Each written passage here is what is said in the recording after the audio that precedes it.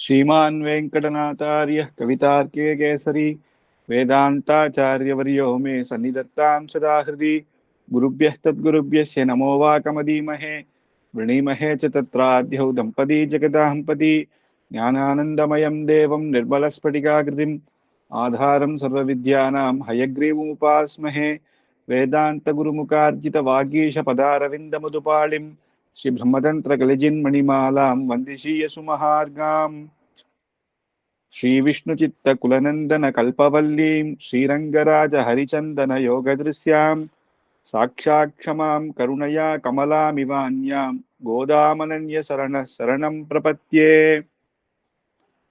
ஸ்ரீயப்பதியான பகவான் அவருடைய அவதாரங்கள்லாம் பார்த்தாலே நமக்கு அனுகிரகம் பண்ணதான். பகவான் மட்டும் இல்ல, பகவானோட கூட தாயாரும் அவதாரம் பண்றா. அப்படி அந்த தாயார்லயே 3 தாயார் பெருமாளுக்கு சொல்லும் பொழுது ஸ்ரீதேவி, பூமாதேவி, நீலாதேவி என்ற 3 தாயார். ஸ்ரீ வைகுண்டலோகத்திலேயே 3 தாயாருமாக பெருமாளும் பரவாசுதேவனும் நமக்கு சேவை சாதிப்பேர். வைகுண்டத்துல அங்க நித்திய சூரிகள், அங்க மோட்சமடைந்தவா மட்டுமே சேவிக்கக்கூடிய பாக்கியம். அதுக்கப்புறம் திருப்பார்கடல வந்தா மகாலட்சுமியும் பெருமாளும் இருக்கு. அதுல பூமி பிராட்டி அப்படின்றவா நித்தியசூரி பூமாதேவியாகவும் இருக்கேர், இங்க பூமியாக இருக்கேர். நம்மளெல்லாம் தாங்கிறது யார் அப்படின்னா இந்த பூமி.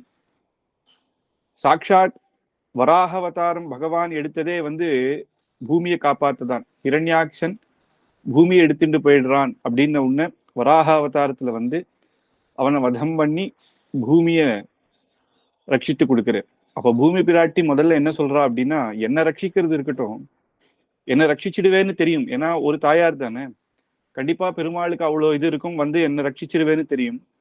ஆனா இந்த பூமியில இருக்கிற இந்த குழந்தைகளுக்கெல்லாம் என்ன கதி அப்படின்ற ஒண்ணு அங்க வராக புராணம் சொல்ற. அந்த வராக புராணத்துல பகவான சுலபமாக அடைவது எப்படி அப்படின்னு அங்கேயும் கடைசியில எல்லா யோகங்களும் சொல்லி கடைசியில இந்த சரணாகதியை எடுத்து சொல்றார் வராகர்.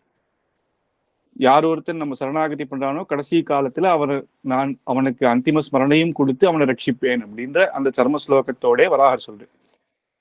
அந்த உபாயத்தை நமக்கு எல்லாம் சொல்லி கொடுக்கணும். தாயார் அப்படின்னு ஒண்ணு ஆண்டாளுக்கு, பூமாதேவிக்கு அவ்வளவு ஆசை என்னன்னா, நம்மளுக்கு எல்லாருக்கும் அந்த வராகர் சொல்லி கொடுத்ததை நமக்கு சொல்லி கொடுக்கணும். வராக புராணம்னா அப்படியே எடுத்து எதுவுமே ஒரு விஷயம் சந்தியாவந்தனம்னா மந்திரம் இதெல்லாம் சொல்லி கொடுத்து பண்ணு அப்படின்னா ரொம்ப கஷ்டம். அதை ஒருத்தர் பண்ணி காட்டி 2-3 நாள் நமக்கு பண்ணி காட்டினா நமக்கு அது சுலபமாக இருக்கும். எந்த வாத்தியாருமே பார்த்தாலே கல்யாணத்துலாம் கூட அவ ஒரு இடத்துல பண்ணி காட்டுவா நம்மளுக்கு, அப்ப நமக்கு பண்றது கொஞ்சம் சுலபமாக இருக்கும். இப்ப அனுஷ்டானம் பண்ணி காட்டணும்.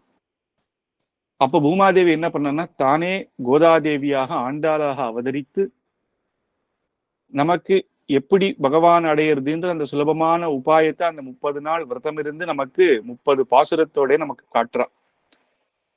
அவ எப்படி அப்படின்னா, திருவாயூர்பாடியில எப்படி கோபிகையெல்லாம் கண்ணனோட இருந்தாலோ அதே மாதிரியே ஆண்டாள் விரதம் இருந்து நமக்கு காட்டுறா. ஆனா நம்ம அவ்வளவு கஷ்டப்பட தேவையில்ல. 30 நாள் அந்த 30ம் தப்பாமே அப்படின்ற அந்த பாசுரத்தை சொன்னாலே போதும். அந்த பாசுரத்தை தினமும் சொல்லணும். அப்படி இல்லைன்னா கூட அந்த மார்கழி மாசத்துல 30 நாள் சொல்லணும். 30 நாளுமே 30 பாசுரமும் சொல்லணும்.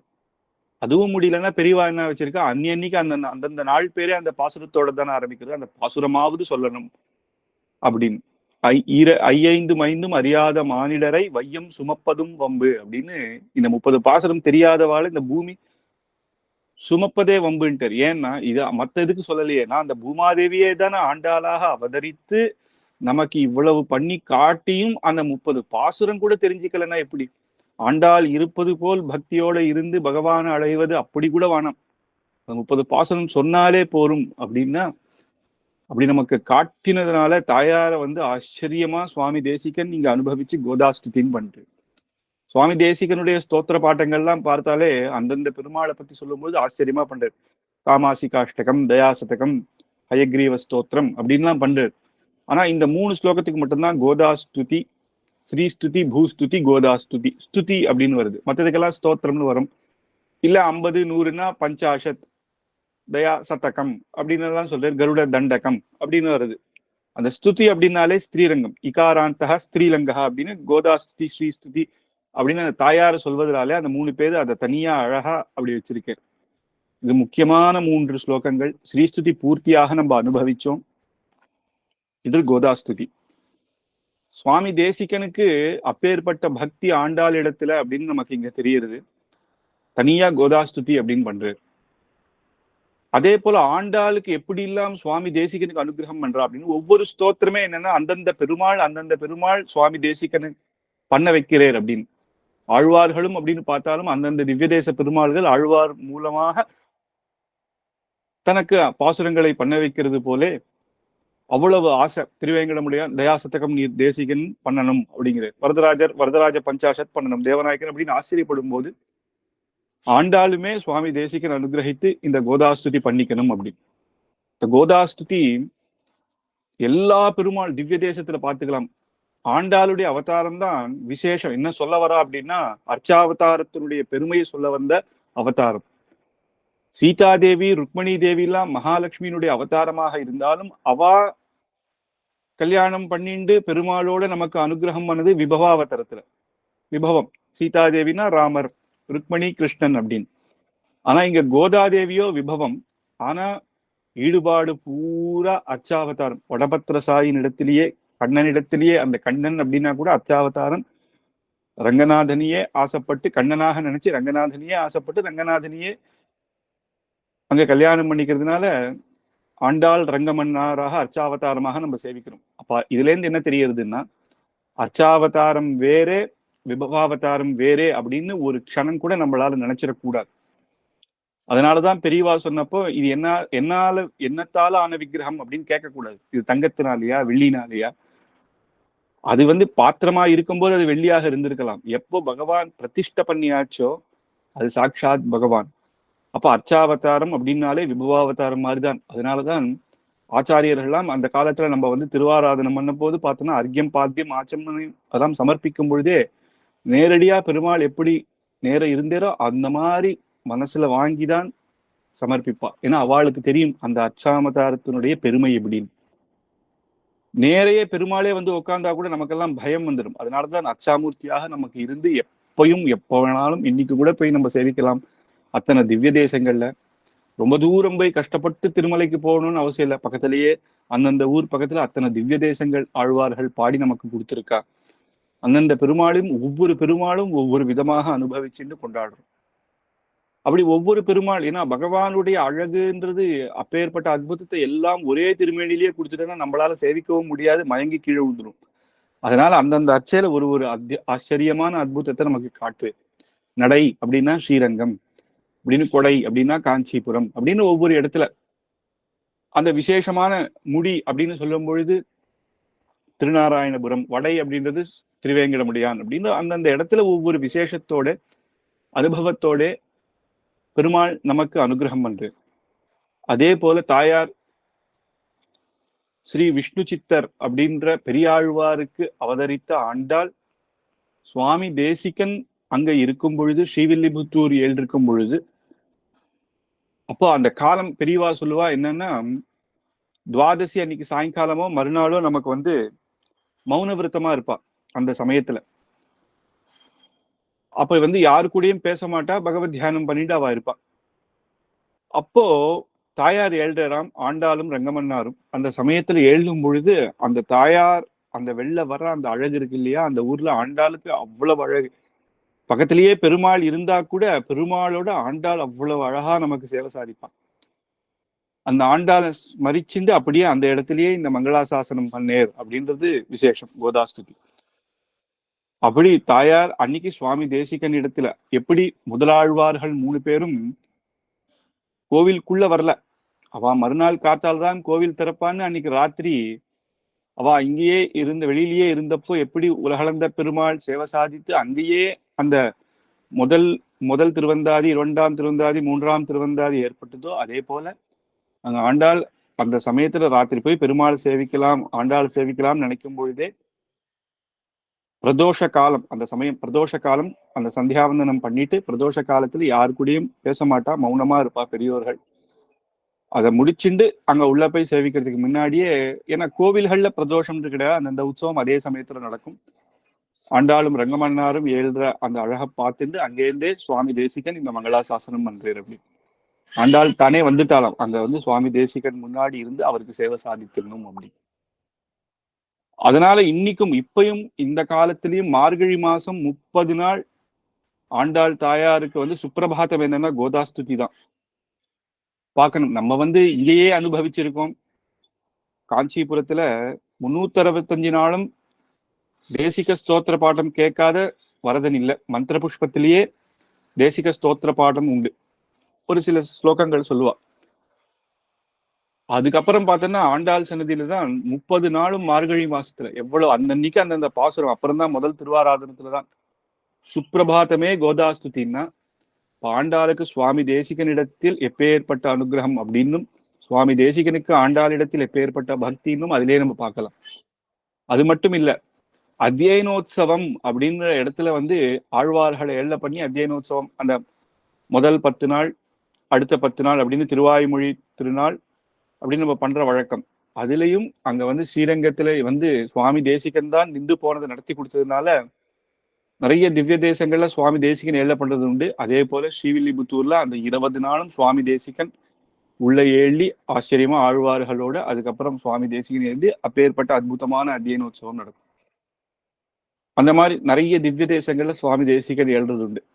மற்ற ஆச்சாரியர்கள் எழுதினாலும் சுவாமி தேசிகனுக்கு ஏற்றம் என்ன அப்படின்னா, ஸ்ரீரங்கத்துல நின்று போன அப்பேற்பட்ட அத்தியனோத்சவத்தை திருப்பி நடத்தினேர். அப்படி அங்க ஸ்ரீரங்கத்துல நடந்ததுனால தானே எல்லா இடத்துலயும் அந்த அத்தியனோத்சவம் நடக்கிறது. ஸ்ரீமன்ன ஸ்ரீரங்க ஸ்ரீமனபத்ரவா அனுதினம் சம்பர்த்தியான்னு சொல்ற மாதிரி. அதனாலதான் அத்தியானோத்சவம் எல்லா இடத்துலயும் அங்கங்க அந்த சுவாமி தேசிகனுக்கு அங்க வந்து அந்தந்த அச்சாமூர்த்தியாக பெருமாள் அனுகிரகம் பண்ற ஆழ்வார் திருநகரிலையும் உண்டு. அப்பேற்பட்ட இந்த விசேஷம் அது வந்து தெரியுது தாயார். அதனால முதல் ஸ்லோகத்திலேயே சுவாமி தேசிகன் மங்களாசாசனம் பண்ணும்போது ஸ்ரீஸ்துதியிலையும் பார்த்தோம். முதல் ஸ்லோகத்துல தாயார் மங்களாசாசனம் பண்ணி சரணாகதி பண்ணி மேற்கொண்டு தாயாருடைய பெருமையை சொல்றா போலேயே இங்கேயும் ஆண்டாளை முதல்ல சரணாகதி பண்ணி மேற்கொண்டு ஆண்டாளை பத்தி விசேஷமாக ஒவ்வொரு ஸ்லோகத்திலையும் சொல்றேன். இதுல முதல்ல ஆண்டாளை சேவிக்கச்சு அவர் சொன்னது ஸ்ரீ விஷ்ணு சித்த குலநந்தன கல்பவல்லீம் ஸ்ரீரங்கராஜ ஹரிச்சந்தன யோக திருஷ்யாம் சாட்சாட்சமாம் கருணையா கமலாமிவான்யாம் கோதாமனன்ய சரண சரணம் பிரபத்தியே அப்படின்னு சரணாகதி பண்றது இந்த இடத்துல முதல்லயே.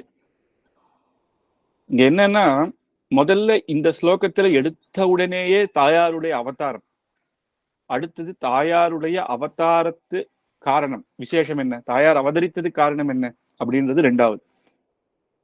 தாயாருடைய அவதாரம் எப்படின்னா ஸ்ரீ விஷ்ணு சித்த குலநந்தன கல்பவல்லி. தாயார் சொன்னா சில இடத்துல ராமன் அப்படின்னு சொன்னா தசரதர் சொல்லாம சொல்ல முடியுமா? அப்படி தன்னுடைய எல்லாமே எங்கெல்லாம் அந்தந்த காலத்துல ராஜாக்களை பார்த்தாலே தன்னுடைய பிதாவை சொல்லிதான் சொல்லுவா, இவருடைய புத்திரர் அப்படின்னு. அப்ப வந்து வியாசர் அப்படின்னா பராசரருடைய புத்திரனான வியாசர் அப்படின்னு. வியாசரே பெரிய மகரிஷியாக இருந்தாலும் தன்னுடைய தந்தையான பராசரர் எப்பேற்பட்டவர் அப்படின்னு சொல்றது விசேஷமும். இங்க ஆண்டாள சொல்லும் பொழுது சுவாமி தேசிகன் முதல்ல ஸ்ரீ விஷ்ணு சித்த பெரியாழ்வார சொல்லி அவருடைய குலநந்தன கல்பவல்லீம் அப்பேற்பட்ட அந்த நந்தவனத்துல பெரியாழ்வார் தோட்டம் போட்ட அந்த நந்தவனத்துல அவதரித்த ஒரு கற்பக கொடியாக இருந்தவள் அப்படின்னு அவதாரம் பண்ணதுன்னு அவதாரத்தை சொல்றது. அதுல விஷ்ணு சித்தர் அப்படின்னா ஆழ்வார்களே எல்லாம் தன்னுடைய சித்தத்துல எப்பயுமே விஷ்ணுவ தியானத்திலேயே இருக்கிறவாள விஷ்ணு சித்தன் அப்படின்னு சொல்லுவான். எப்பயுமே எந்த தியானம் கண்ணால எப்பயுமே பகவானை தான் சேவிக்கிறது, காதால எப்பயுமே சாட்சாத் பகவானுடைய ஸ்மரணையே எப்பயுமே கேட்டு இருக்கிறது, வாயால எப்பயுமே பகவான் விஷயம் தான், வேற எந்த விஷயமும் வாயில வராது. பிரசாதம்னா பகவத் பிரசாதமே அப்படின்னு இருக்கக்கூடிய அந்த சித்தம் எல்லாத்திலையும் சாட்சாத் பகவானை நினைச்சுட்டு இருக்கான்னா கூட அப்படின்னா ஆழ்வார்கள் எல்லாருமே விஷ்ணு சித்தர் தான் சொல்லணும். ஆனா இவருக்கு அது விசேஷமாக விஷ்ணு சித்தன் அப்படின்னு பேர். அப்படி ஒரு பகவான் இடத்தில் ஈடுபாடு. தானே தனக்கு யாரோ கொடுத்த அந்த இடத்துல தோட்டம் போட்டு புஷ்பங்கள் எல்லாம் பொறிச்சு ஒவ்வொரு புஷ்பமாக தொடுத்து தானே தொடுத்து ஏன்னா கடையில இப்ப நம்ம எல்லாம் வாங்கி பெருமாளுக்கு சாத்துறோம். அது தப்புன்னு சொல்லல, அது ரெண்டாவது பட்சம். சில பேர் புஷ்பத்தை மட்டும் வாங்கி தானே ஆத்துல தொடுத்து பண்றா. ஆனா ஆத்திலேயே தோட்டம் போட்டு அது பக்கத்துல நந்தவனம் பண்ணி அவ்வளவு பெரிய ஒவ்வொரு அந்தந்த மாசத்துல எந்தெந்த எப்பேற்பட்ட புஷ்பங்கள் போடணும்னு பார்த்து பார்த்து பண்ணி தானே எடுத்துட்டு போய் பெருமாளுக்கு புஷ்பம் சமர்ப்பிக்கணும் அப்படின்றது அது உத்தமமான கைங்கரியம். அதை பண்ணு. அது ஆழ்வார்கள்ல தொண்டரடிப்புடி ஆழ்வார் புஷ்ப கைங்கரியம் பண்ணியிருக்கார். அப்புறம் திருமலை நம்பிகள், அனந்தாழ்வார் இவாள்லாம் புஷ்ப கைங்கரியம் எப்படி ஆழ்வார்கள் பண்ணாலோ அதே போல ஆச்சாரியர்களும் நிறைய பேர் புஷ்ப கைங்கரியம் பண்ணியிருக்கா. புஷ்ப கைங்கரியத்துக்கே ஒரு ஏற்றம். அப்படி அப்பேற்பட்ட குலத்துல, ஏன்னா சில பேர் என்ன சொல்றான்னா, அங்க வந்து தோட்டத்துல ஆழ்வார் ஒரு நாள் தோட்டத்துல புஷ்பம் பறிக்கும் பொழுது தன்னுடைய துளசி தோட்டத்துக்கு கீழே ஒரு குழந்தை அழறது. யாருன்னு பார்த்தா இந்த குழந்தை அவரே எடுத்து வளர்த்தேர், கோதை அப்படின்னு பேர் வைக்கிறார். பேர் கொண்டு ஆண்டாள் அப்படின்னு. அப்ப தோட்டத்துல பிறந்தாரானா இல்ல, அவருக்கே நம்ம சொல்லும் பொழுது சாட்சாத் பெரியாழ்வாருடைய பெண் பிள்ளை அப்படின்னு தான் சொல்லணும். அப்படி ஸ்ரீ விஷ்ணு சித்த குலநந்தன அப்படி சொல்லும் பொழுது என்னன்னா, விஷ்ணு சித்தருடைய குலம், அந்த குலமே ஒரு தோட்டம் அப்படின்னு கூட இதுக்கு பெரியவா வந்து வியாக்கியானம் பண்ணியிருக்காங்க. அப்பேற்பட்ட குலம். ஏன்னா சாட்சாத் பகவான பரதத்துவ நிர்ணயம் பண்றது யாருன்னா பெரியாழ்வார். பெரியாழ்வாருடைய குலம் எப்பேற்பட்டதா இருக்கும். அப்ப அவாப்பா அவாப்பா அவாப்பான்னு அந்த குலம் எப்பயுமே அந்த பகவத் கைங்கரியமே வடபத்திர சாய்க்கு பண்ணி வேதத்துல அப்பேற்பட்ட நிபுணர். சீதாதேவி அவதரித்தது யாருன்னா ஜனகராஜருக்கு. ஜனகராஜர் மகாயோகி. அவர் ஞான யோகத்துல விசேஷமாக கீதையில பகவத்கீதையில பகவான் எங்கேயும் உதாகரணம் கொடுக்கல. கர்மயோகம் எப்படி பண்ணணும், ஞான யோகம் எப்படி பண்ணணும்னு சொல்லிட்டு வந்துட்டு இருக்கே தவிர ஒரே ஒரு இடத்துல உதாகரணம் கொடுக்குறாரு. எப்படி இருப்பா அப்படின்னா, ஞான யோகத்துக்கு உதாகரணமா ஜனகராஜர் போலே இருக்கணும் அப்படின்னு கண்ணன் கீதையில சொல்லக்கூடிய ஒரே 2 உதாகரணம் 2 பேர் எடுக்கிறார். அதுல இவா 2 பேர்ல ஒருத்தர் ஜனகராஜர். ஏன் அப்படின்னா அந்த அவருடைய யஜ்ஞ பூமியில அவதரித்தது சீதை. அப்ப பெரியவா சொல்றா, சீதாதேவி ஜனகராஜருடைய யஜ்ஞ பூமியில அவதரித்தா, பெரியாழ்வாருடைய யஜ்ஞ பூமியில ஆண்டாள் அவதரித்தா அப்படின்னு. அப்ப பெரியாழ்வாருடைய யஜ்ஞ பூமின்னா அவர் யஜ்ஞம் பண்ணேரானா அவரை போல வேத தெரிஞ்சவர் யாரும் கிடையாதாம். எப்பேற்பட்ட சந்தேகம் வந்தாலும் அந்த காலத்துல பெரியாழ்வார்கிட்ட தான் கேட்பாலாம். அது இல்லாம நம்ம பகவானுக்கு திருவாராதனம் பண்றதே ஒரு யஜ்ஞம். அதனாலதான் அதை பார்த்து பார்த்து பண்ணணும். புஷ்ப கைங்கரியம் அப்படின்னு பண்ணாலே அதுவே ஒரு யாகம். புஷ்ப யாகம் அப்படின்னு சொல்றோம் இல்லையா. திருமலையில திருவேங்கடமுடையானுக்கு ஐப்பசி சிரவணத்துல கரெக்டா ஆச்சரியமா நடக்கும் புஷ்பயாகம் அப்படின்னு. தோட்டத்திலேருந்து அற்புதமான பல புஷ்பங்கள் கொண்டு வந்து ஒவ்வொரு புஷ்பமா அடுக்கி அடுக்கி பெருமாளுக்கு அர்ச்சனை பண்ணி அந்த புஷ்பயாகம் பண்ணுவான். இப்படி பல திவ்ய தேசத்துல புஷ்பயாகம் நடக்குது. அப்ப ஆழ்வாரே தன்னுடைய தோட்டத்திலிருந்து கொண்டு வந்தான்னா அப்ப அது புஷ்பயாகம் தானே. அந்த யஜ்ஞ பூமியில அந்த புஷ்பம் பெருமாளுக்கே கைங்கரியம் பண்ணக்கூடிய அந்த புஷ்பம் அந்த யஜ்ஞ பூமியில அவதரித்தது ஆண்டாள். அதனால அந்த பெரியாழ்வாருடைய குலத்துக்கே பெருமை சேர்த்தவள் ஆண்டாள். அதனாலையும் குலநந்தன அப்பேற்பட்ட அவளுடைய குலமே ஒரு நந்தனவனம். ஏன்னா பகவான நமக்கு எல்லாம் எடுத்து சொல்லிக்கூடிய அப்பேற்பட்ட குலமான இல்ல ஒரு கல்பக விருட்சமாக இருந்தா அப்படின்னு. கற்பக கொடி அப்படின்னா கற்பகம்னா கேட்டதெல்லாம் கொடுக்கக்கூடியவள் அப்படின்னு. அப்ப நம்ம அங்க பார்த்தோம் சீதாதேவிக்கு வந்து ஜனகராஜர் என்ன சொன்னார்னா, அந்த பிறந்தவனே சீதாதேவியினுடைய விசேஷம் அவருக்கு தெரிஞ்சிருச்சு. யஜ்ஞ பூமியில அவதரித்தா அப்படின்னா எப்பேற்பட்டவளாக இருப்பா அப்படின்னு. அது மட்டும் இல்ல, குழந்தையாக விளையாடும் பொழுதே ஒரு பந்து வந்து சிவதனுசு பக்கம் போயிட்டு அந்த சிவதனுசு அப்படி எடுத்து அந்த பந்தை எடுத்தா. சிவதனுச ஒரு மனுஷனால சட்டுன்னு கையால எடுத்துட முடியாது. தேவர்களாக தான் இருக்கணும். ஒரு சாதாரண ஒரு மனுஷனாலேயோ இன்னும் பலம் இருந்தா கூட ஒரு மனுஷனால அது எடுக்க முடியாது. அப்ப அதை பார்த்தவர் தெரிஞ்சுட்டார் சீதாதேவி எப்பேற்பட்டவளாக இருக்கணும். சாட்சாத் மகாலட்சுமின்றது அவர் தெரிஞ்சுட்டார். அப்ப என்ன பண்ணணும் அப்படின்னா, யாருக்கு கல்யாணம் பண்ணி கொடுக்கணும்? ஒரு மனுஷனுக்கு கல்யாணம் பண்ணி கொடுக்க முடியுமா? கூடாது. அப்ப அப்பான்னு இருந்தா பொண்ணு கொஞ்சம் கல்யாண வயசுக்கு வந்ததுனாலே எல்லாருமே கேட்பா, கல்யாணம் பண்ணலையா, இன்னும் கல்யாணம் பண்ணலையான்னு கேட்பா. அப்ப ஒரு மனுஷனுக்கு கல்யாணம் பண்ணி கொடுக்காது. அவர் அன்னைக்கே நிர்ணயம் பண்ணிட்டார். என்னைக்கு அந்த குழந்தை அந்த பானத்தை எடுத்தாலும் அன்னைக்கே அந்த சிவதனுச எடுத்து வச்சார். இதை எடுத்து இது பண்றாலோ அவளுக்கு தான் அப்படின்னு. அப்ப ஒரு மனுஷனால் அதை எடுக்க முடியாதுன்றது அன்னைக்கே நிர்ணயம் ஆயிடுச்சு. அதே போலதான் பெரியாழ்வார். அவருக்கு அப்பேற்பட்ட சாமர்த்தியம் இல்லை. ஏன்னா அங்க வந்து சொன்னா அவர் மகாராஜா, அவளுக்கெல்லாம் வந்து கன்னியா சுல்கம், நமக்கு பிராமணர்களுக்கோ கன்னிகா தானம். அந்த மாதிரி இவர் ஒரு சிவதனுசு எல்லாம் எடுத்து வைக்க முடியாது. ஆனா சின்ன வயசுல தன்னுடைய குழந்தையை அப்படியே கண்ணனுடைய கதைகள் எல்லாம் சொல்லி வளர்க்கிறார். பெரியாழ்வாருடைய பாசுரங்கள் பார்த்தாலே தெரியும். ஒவ்வொரு ஆழ்வார்களும் அனுபவிக்கிறதுன்றது பார்த்தா எல்லாம் ஒரு ஆழ்வார் உடைய பாசுரம் எடுத்து படிச்சுட்டு போயிடலாமே அப்படின்னு நம்மளால நினைக்க முடியாது. எல்லா அவாவாளுடைய ஆழ்வார்கள் அந்தந்த பக்தி பாவம் அப்படின்றது வெவ்வேறு மாதிரி இருக்கும். நாயிகா பாவமே இருந்தா கூட நம்ம ஆழ்வாருடைய நாயிகா பாவம் ஒரு மாதிரி இருக்கும். திருமங்கை ஆழ்வார் இன்னும் வேற மாதிரி இருக்கும். திருமங்கை ஆழ்வார் எந்த கதறல் இருந்தாலும் அவர் பக்கம் ஒரு இது இருக்கும், இந்த க்ஷணம் பெருமாளை நான் சேவிக்கணும் அப்படின்னு இருக்கும். ஆனா நம்ம ஆழ்வாரதோ சாத்விகமாக இருக்கும். அப்படி ஒவ்வொருத்தரும் ஒவ்வொரு அனுபவமாக இருக்கும். பெரியாழ்வார் தன்னை வந்து எப்படின்னா யசோத போலயே நினைச்சுக்கிறார். யசோத எப்படி குழந்தைக்கு நீராட்டம் பண்ணார், அதனால நீராட்டம்னு எழுதுறாரு. பூச்சூட்டல் அப்படின்னு பண்றாரு. கண்ணனுக்கு பூச்சூடுறது எப்படி அப்படின்னு ஒவ்வொன்றும் கண்ணனை தான் யசோதைன்னு நினைச்சுட்டே கண்ணனுக்கு தாலாட்டு அப்படின்னு ஒவ்வொரு பாசுரமும் தன்னை யசோதையாக நினைச்சுண்டு. ஏன்னா பக்தியில எப்படின்னு நினைச்சுக்கலாம். துவமேவ மாதாச்ச பிதா துவமேவ பந்துஷ்ட அப்படின்னு நினைக்கச்சு இவர் தன்னுடைய குழந்தையாக நினைச்சுக்கிறார். அப்போ அந்த மாதிரியே பண்றாரு.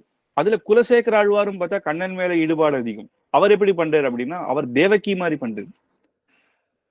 தேவகி என்ன பண்ணா, குழந்தை அவதாரம் பண்ணச்ச தேவகி மட்டும்தான் குழந்தை கண்ணனுடைய அவதாரத்தை நேர பார்த்தவள். கண்ணனுடைய அவதாரம் கிமத்புதம் பால கம்புஜேக்ஷன் அற்புதமாக வர்ணிக்கிறார் சுகர். அந்த குழந்தையா பறக்கும் போதே அந்த குட்டி குழந்தை சங்கு சக்கரத்தோட நகைகளோட சீவத்சாங்கம் அப்படின்னு அதோட அவதாரம் பண்றாரு. சங்கு சக்கரத்தோட அவதாரம் பண்ணுவான். ஏன்னா எப்பயுமே பெரியோர்களை காட்டிலும் குழந்தை அழகு. பெருமாளே ரொம்ப ரொம்ப அழகு. ஆனா அவர் குழந்தையாக இருந்தா இன்னும் எவ்வளவு ஆச்சரியமா இருக்கும். அதுவும் சங்க சக்கரத்தோட குட்டி குழந்தையா கண்ணன் சேவசாதிக்கிறார். ஏன் அப்படின்னா அது அற்புதமாக பெரியவர்கள் வியாக்கியானம் பண்றா. அவர் அவதாரம் பண்ணதே ஒரு காராகிரகம், ஜெயிலுக்குள்ள. அப்போ தேவகி வசுதேவருக்கு ஒரு கஷ்டம் இருக்கும் இல்லையா? குழந்தை பண்ண உடனே ஒரு பொம்மை கூட வாங்கி தர முடியல, நம்மளால ஒரு கிளுகிழுப்பு வாங்கி தர முடியலையே. எப்பேற்பட்ட அவளும் ராஜகுமார வம்சத்துல தானே, ஒரு தங்க செயின் வாங்கி கொடுக்கலையே அப்படின்னு நினைச்சிட போறாளோ அம்மா அப்படின்னு தான் விளையாடுறதுக்காக சங்க சக்கரத்தை கொண்டு வந்துட்டேறான். சங்கம் ஊது விளையாடுறது, சக்கரம் சுத்துறது, இதெல்லாம் நமக்கு வாங்கி கொடுக்கலையே குழந்தைக்கு அப்படின்னு நினைக்க முடியாத அளவுக்கு. அதுக்கப்புறம் நகைகள்லாம் இல்லையேன்னா வைஜெயந்தி மாலையோடு ஆச்சரியமாகவே சாதிக்கிறது. ஆனா அதெல்லாம் பார்த்துட்டு தேவகி சொல்றா, இந்த பார்த்துட்டா இந்த கம்சன் இதுவாயிடுவான், நீ சாதாரணமா எப்படி குழந்தைகள் போல எனக்கு சிவசாதியம் நீ இங்கேருந்து கொண்டு விடுறா. அதுக்கப்புறம் ஒருத்தி மகனாய் பிறந்து ஓரிரவில் ஒருத்தி மகனாய் ஒளித்தி வளர அப்படி. அப்படி குலசேகர ஆழ்வாருடைய அனுபவம் அந்த மாதிரி இருக்கு. ஏன்னா அவதாரம் பண்ணச்ச பார்த்தே அதுக்கப்புறம் ஏங்குறா, அந்த கண்ணன் எப்படி இருந்தானோ, அந்த கண்ணன் எப்படி இருந்தானோன்னு. தன்னுடைய கல்யாணத்தை கூட பார்க்கல. கண்ணன் சொந்த பையன் தானே. அந்த அவனுடைய பாலலீலை ஒரு அம்மாவுக்கு எப்படி இருக்கும்னா, கல்யாணத்தை பார்த்தா பாலலீலைகள் எல்லாம் பார்க்கல. குழந்தைன்னா பாலலீலைகள் தானே, அதெல்லாம் பார்க்கல. அது யசோதைக்கு தான் கிடைச்சது. அந்த கஷ்டம் எப்படியோ அதை குலசேகர ஆழ்வார் அந்த அனுபவத்தோட பாடுறது. அப்படி ஒவ்வொரு விதமாக. இதுல விஷ்ணு சித்தன்னு சொல்றது நம்ம சொன்னோம், எல்லா ஆழ்வாருமே விஷ்ணு சித்தர்கள் தான். ஆனா பகவான் சாட்சாத் பகவானுடைய சித்தத்துல பெரியாழ்வார் இருந்தேராம். அதனாலேயும் விஷ்ணு சித்தன், விஷ்ணுவனுடைய சித்தத்துல பெரியாழ்வார் இருந்தார். அவர் டெய்லி எத்தனையோ பேர் வடபத்திர சாயிய பெருமாளை சேவிக்க வருவா, ஒவ்வொருத்தர் சேவிக்க வருவா, எத்தனையோ பேர் புஷ்பங்கள் கொண்டு வருவா. ஆனா பெரியாழ்வார் வரேரா அப்படின்னு பார்த்துட்டு இருப்பாராம். அந்த பெரியாழ்வார் கொண்டு வந்த புஷ்பத்துல அவருக்கு ஒரு ஆச்சரியம், அந்த மாலை தான் சாத்திக்கணும். ஏன் அப்படின்னா சின்ன வயசுல இருந்தே ஆண்டாளுக்கு தன் கண்ணனுடைய சரித்திரங்கள் எல்லாம் சொல்லிட்டு வந்தேன். அப்ப அந்த ஆண்டாள் தான் சாட்சாத் பகவானைத்தான் கல்யாணம் பண்ணிக்க போறேன்னு நினைச்சதுனால, கல்யாணம் பண்ணிக்க போறேன்னு என்ன, தன்னுடைய மாலை தானே, மாலையை சாத்தின்னு அப்புறம் தானே பொண்ணு பசங்க மாலை மாத்திப்பா. அப்ப பெருமாளுக்காக தொடுத்து வச்ச அந்த புஷ்பத்தை தான் சாத்திக்கிறாளாம். சூடி கொடுத்த நாச்சியார் சாத்தின்னு கண்ணாடியில அந்த அழகை பார்த்து அந்த புஷ்பத்தை பெருமாளுக்கு அனுப்புறான். பெரியாழ்வாரும் அந்த புஷ்பத்தை எடுத்துட்டு பெருமாள் சன்னதிக்கு போச்சு. அங்க கொடுக்கும் பொழுது பார்த்தா அதுல ஒரு 2 முடி இருக்கு. அதை பார்த்துட்டா. அர்ச்சகர்களும் கேட்கிறா என்னது இது அப்படின்னு. ஆஹா ஏதோ அபச்சாரம் ஆயிடுச்சு, எங்கேயோ தெரியல, நல்லா பார்த்து பார்த்து தானே தொடுத்தோம், எந்த இடத்துல இருந்து வந்ததுன்னு தெரியலையே, அபச்சாரம் ஆயிடுத்தேன்னு ஆத்துக்கு கொண்டு வந்தேன். அதுக்கப்புறம் தான் அவருக்கு தெரிஞ்சது ஆண்டாள் தான் சாத்தின்டான ஒண்ணு. ஆண்டாளை வந்து சொல்றேன், இப்படி பண்ணலாமா, பெருமாளுக்கு கொடுக்கக்கூடிய புஷ்பத்துல நம்ம சாத்திண்டு கொடுக்கலாமா? பெருமாளுடைய புஷ்பத்தை இன்னைக்கும் கோவில்ல பார்த்தா தன்னுடைய மூக்க கூட அந்த வஸ்திரத்தினால மூடிதான் பெருமாளுக்கு எடுத்துட்டு போவோம். வாசனை கூட பார்க்க கூடாது. அப்பேற்பட்டதுன்னா சரி அப்படின்னு புது புஷ்பங்களோட தொடுத்து நேர வடபத்திர சாயி சன்னதிக்கு போய் கொடுக்க, பெருமாளும் அர்ச்சக முக்கேன இது வேண்டாம், இதுக்கு முன்னாடி எந்த புஷ்பமாலையை கொண்டு வந்தையோ அதேதான் வேணும், சூடி கொடுத்த நாச்சியார் கொடுத்ததுதான் நான் சாத்திப்பேன்னு சொல்றேன்னா, அப்ப எப்பேற்பட்ட இதுவா இருக்கும். ரொம்ப சந்தோஷம் பெரியாழ்வாருக்கு. இத்தனை வருஷம் நம்ம குழந்தைக்கு சொல்லி வளர்த்தோம். சின்ன குழந்தைகளே பெருமாள் கண்ணன் இருக்கான்னு சொல்லி கதையா சொல்லும் பொழுது ஆண்டாள் என்ன பண்றாருன்னா, பெரியாழ்வார்கிட்ட நான் கண்ணனை தான் கல்யாணம் பண்ணிக்கணும் அப்படின்றாலும். வேற யாராவது இருந்தா என்ன சொல்லுவா, இது நடக்குமா, பைத்தியமா, பெருமாளை போய் கல்யாணம் பண்ணிக்க முடியுமா அப்படின்னு நம்ம சொல்லுவோம். ஆனா அவர் சொல்றா, அந்த பக்தி இருந்ததுன்னா, கோபிகைகள் போல பக்தி உனக்கு இருந்ததுன்னா கண்டிப்பா பகவான் வருவேருமா அப்படின்னு சொல்லி கொடுக்குறாரு. அதனாலதான் வாரணம் 1000 அப்படின்னு சொல்லும் பொழுது 1000 யானை பலம். அந்த 1000 யானை பலம், அந்த பலத்தை அந்த திருடத்தை யார் கொடுத்ததுன்னா தன்னுடைய தந்தை பெரியாழ்வார். அவர் சொல்லி வளர்க்கிறார். அப்ப ஊர்ல இருக்கிறவா சும்மா இருக்க மாட்டா. கல்யாண வயசு வந்துச்சுனாலே பொண்ணு கல்யாணம் பண்ணி கொடுக்க கூடாதா, எப்ப கல்யாணம் பாக்குறீங்களா அப்படின்னு கேட்பா. சில பேர் வந்து இந்த ஆத்துல இந்த பையன் இருக்கானே இவனை பார்த்து கல்யாணம் பண்ணிக்க கூடாதான்னு கேட்பா. அப்ப ஆண்டாளுடைய முகம் வாடி போயிடுவான். ஏன்னா ஒரு மனுஷனுக்கா நான் என்னுடைய கழுத்தை நீட்டுவேன் அப்படின்னு வாடி போயிடுவாளாம். ஏன்னா கண்ணனுக்காகவே அப்படின்னு. அப்பதான் பெரியாழ்வார் வந்து சமாதானப்படுத்தி வராம். இல்லம்மா, இல்ல, நீ பகவானை நினைச்சிருந்தது, பகவான் கண்டிப்பா ஒரு நாள் வந்து உன்னை கல்யாணம் பண்ணிப்பான் அப்படி.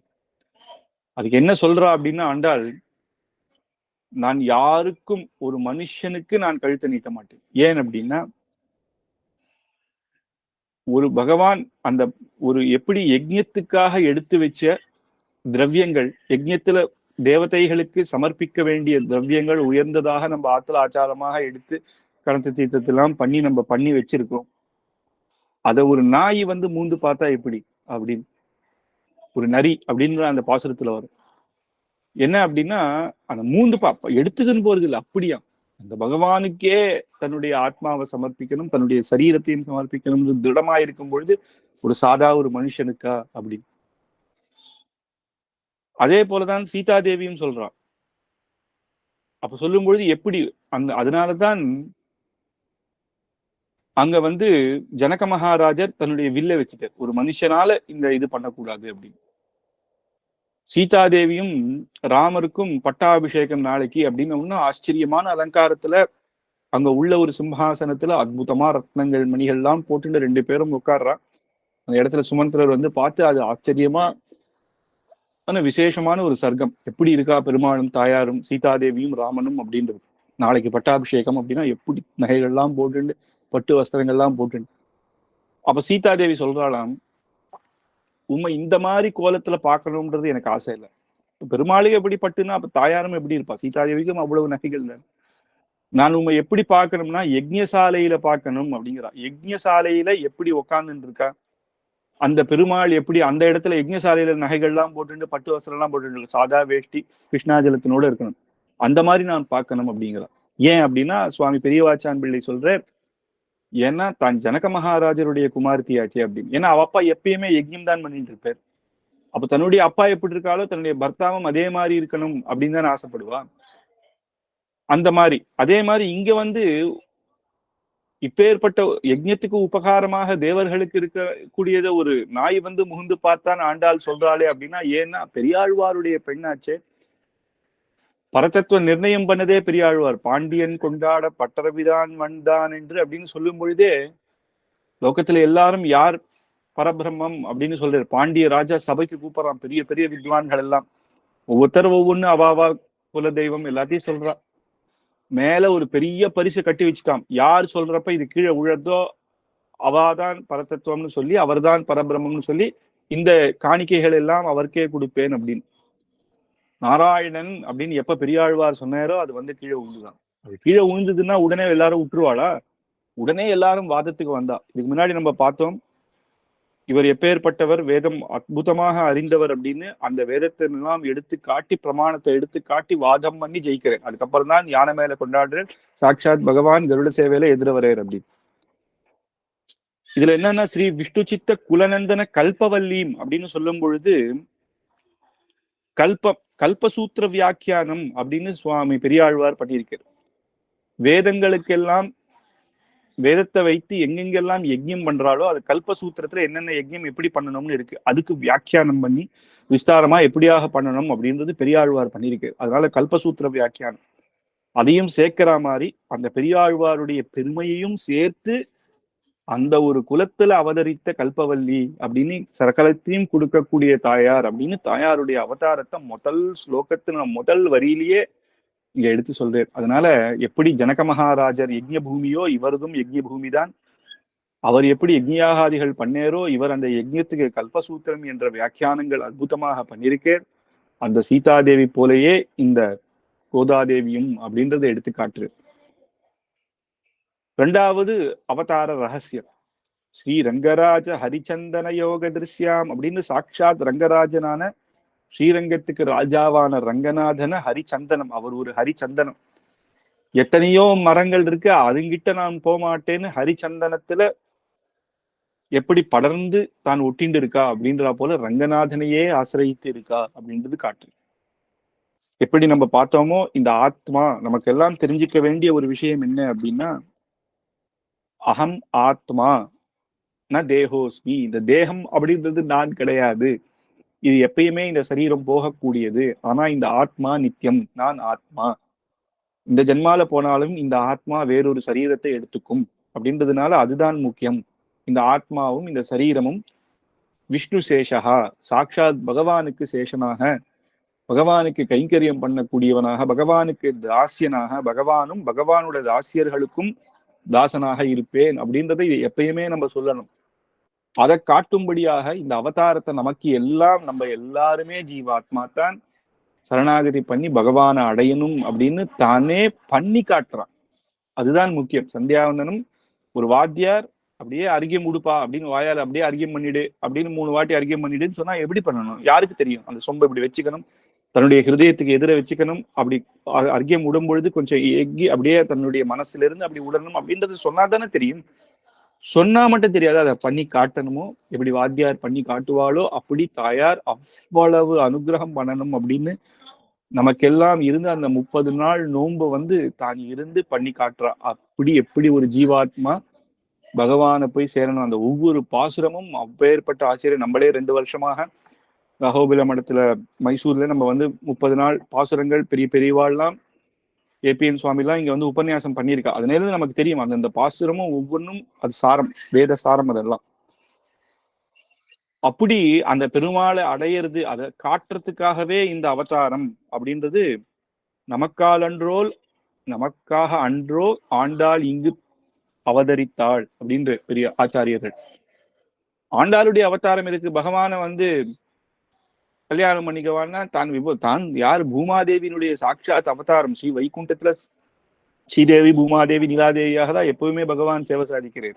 அப்ப இங்க அவதாரம் பண்ணி ஏன் பகவானோட சேருவானே அப்படின்னா, நமக்கு இந்த அவதாரத்தை காட்டுறதுக்கும் நம்மெல்லாம் நமக்கு அந்த அப்பேற்பட்ட திருப்பாவையும் நாச்சியார் திருமொழியும் நமக்கு அனுகிரகித்து நம்மெல்லாம் தினமும் சொல்லி அனுபவித்து பகவானை சேரணும் அப்படின்ற. அதுவும் யார்? வராகர் தனக்கு சொன்னார் இல்லையா பூமி பிராட்டிக்கு. அப்ப பூமி பிராட்டி என்ன கேட்கிறான்? இந்த பசங்க என்ன விட்டுரு, என்ன காப்பாத்துறது ஒரு பெரிய விஷயம் இல்லை, இந்த லோகத்தில் இருக்க அனைத்து பேருக்கும் உஜ்ஜீவனம் பண்ண என்ன சுலபமான வழி அப்படின்னு கேட்கிறான். அப்ப வராகர் ஒவ்வொன்றாக சொல்றாரு இல்லையா. அந்த வராகருடைய ஹிருதயத்தை புரிஞ்சுண்டு, அந்த வராக புராணம் நம்ம கேட்டா நம்மளால எல்லாம் அதை புரிஞ்சுக்க முடியாததுனால இருந்து இந்த பண்ணி காட்டுறான். அதுதான். அதனாலதான் பெரியாழ்வார் சொல்லும் பொழுது இந்த ஆண்டாளுடைய அவதாரம் எப்பேற்பட்டதுன்னு 3வது வரியில சொல்றார். சாட்சாட்சமாம் கருணையா கமலாமிவான்யாம். கருணையா கமலாமிவான்யாம். தாயார் யாருன்னா பூமி பிராட்டியினுடைய அவதாரம் தான். ஆனா எப்படின்னா, ஸ்ரீதேவி பிராட்டியுடைய கருணை ஆண்டாளுக்கு இருக்கு. 3 பிராட்டி சொல்றோம் இல்லையா. ஸ்ரீதேவி பிராட்டிக்கு கருணை, பூமி பிராட்டிக்கு பொறுமை, நீலா பிராட்டிக்கு ஸ்நேகம். இந்த 3 விசேஷமான லட்சணங்கள். மற்றது இல்லைன்னு அர்த்தம் கிடையாது.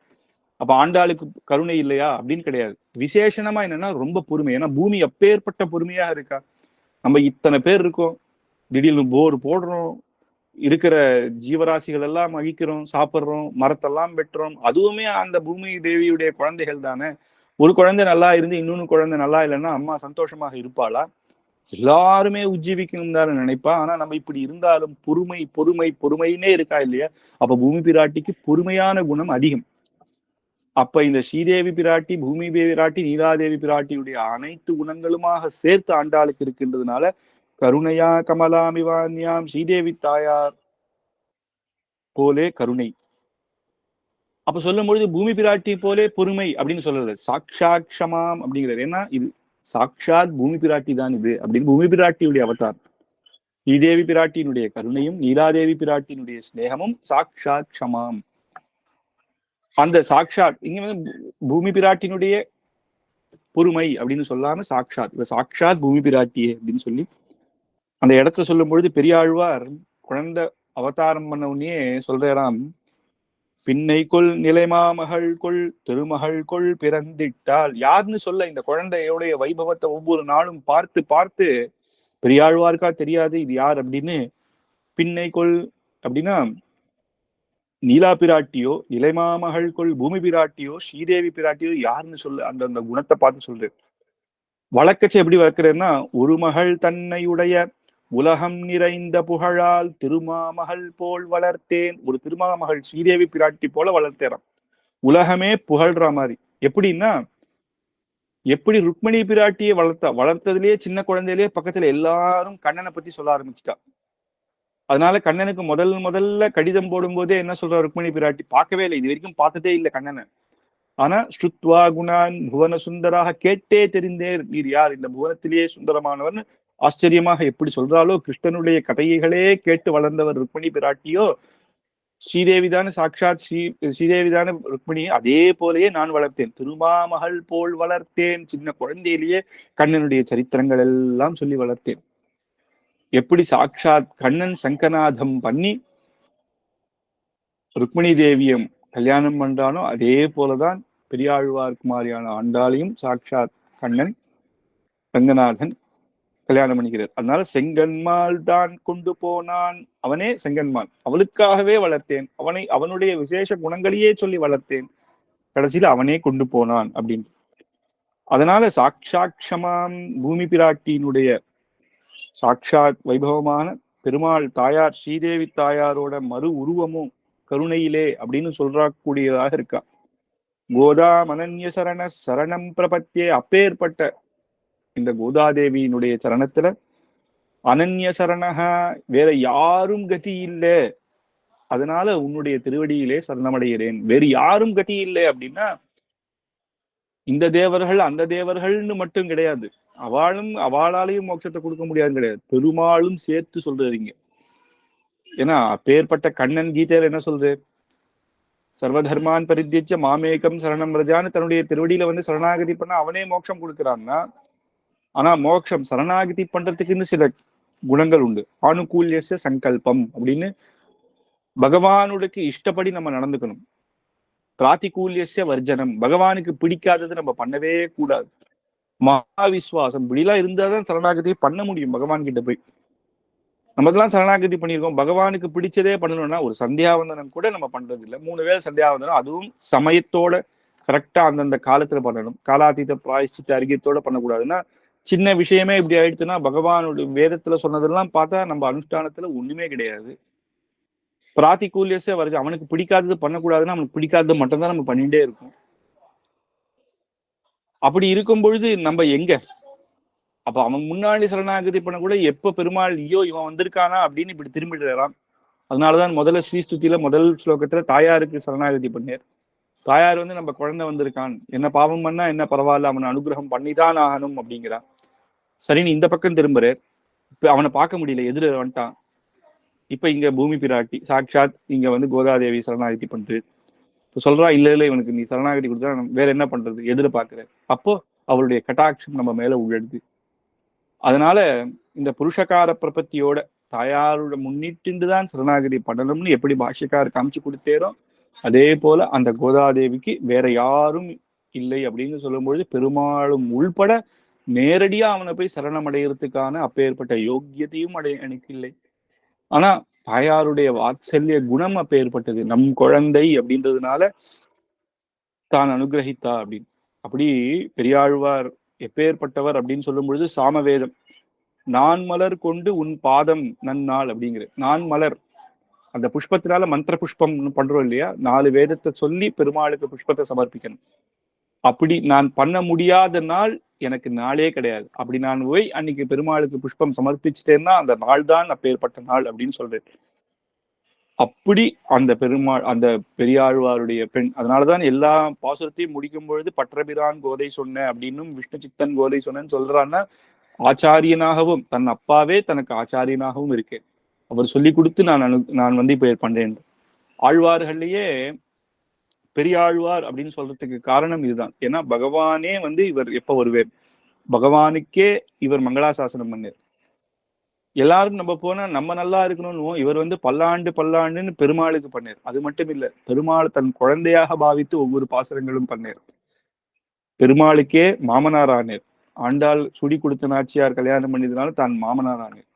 அப்படிலாம் பார்க்கும்போது இவர் தான் பெரியாழ்வார் அப்படின்னு. அப்பேற்பட்ட விஷ்ணுஜித்தனுடைய குலநந்தன கல்பவல்லின் குலத்தில் அவதரித்தவள் ஸ்ரீ ரங்கராஜ ஹரிச்சந்தன யோகதிர்சியாம்னு ஹரிச்சந்தனமான அந்த ரங்கநாதனுடைய சேர்த்து படர்ந்து அற்புதமாக சேவை சாதிக்கிறவள். அது என்னன்னா ஆண்டாள் கல்யாணம் பண்ணிட்டு அப்படியே ரங்கநாதன் சன்னதிக்கு போனா அந்தர்தானமைட்டா அப்படின்னு நம்ம சொல்லுவோம். அந்தர்தானம் அப்படியே போய் மறைஞ்சிட்டா அப்படின்னு. ஆனா இங்க தேசிகன் சொல்லும் பொழுது அவதாரத்துல ஹரிச்சந்தன யோக திருஷ்யாம் அப்படிங்கிறது. அப்படியே மறைஞ்சிட்டான்னு இல்லை, பெருமாளோட போய் சேர்ந்துட்டா. அந்த மரத்து மேல அந்த சந்தன மரத்து மேல இருக்கிற அந்த அந்த இது இருக்கு இல்லையா, அந்த நம்ம மேலேயே இருக்கும் அந்த உட்டு மாதிரி அது இருக்கும். அது எப்படி அது பார்த்தா அது சந்தன மரம் போலேவா தான் இருக்கும் அதுவும். அதனால அதனோட போய் சேர்ந்துட்டா அப்படின்னு தான் சொல்லணுமே தவிர அந்தர்தானம் ஆயிட்டான்னு இல்லை. அப்படி இருந்து ஒரு சந்தன மரமாகவே 2 பேரும் சேர்ந்து நமக்கு சேவை சாதிக்கிறா அப்படின்னு, ஒருத்தர் சேர்ந்துட்டா அப்படின்னு யோக திருச்சயமாக ஆச்சரியமா அழகாக இருக்கா அப்படின்னு. சாட்சாத் சமா அப்படின்னு பூமி பிராட்டியினுடைய அவதாரம். பூமி பிராட்டியே ஆனவள் ஸ்ரீதேவியினுடைய கருணையோடு கூடிய அப்பேற்பட்ட ஆண்டாளுடைய திருவடியிலே வேற யாரும் எனக்கு கதி இல்லாமை உன்னுடைய சரணத்திலே இருந்து சரணாகதி பண்றேன் அப்படின்றது அற்புதமான இந்த பாசுரம். எப்படி முதல் நாள் நம்ம விஸ்தாரமாக பார்த்தோம், காரணம் எப்படி சுவாமி தேசிகன் பண்ணேர் அப்படின்னு. மேற்கொண்டு 4 பாசுரமாக இதுக்கு முன்னாடி பண்ணாது போல அடுத்த வாரம் பார்க்கலாம். கவிதார்க்கிக சிம்ஹாய கல்யாண குணசாலினே ஸ்ரீமதே வெங்கடேஷாய வேதாந்த குரவே நமஹ.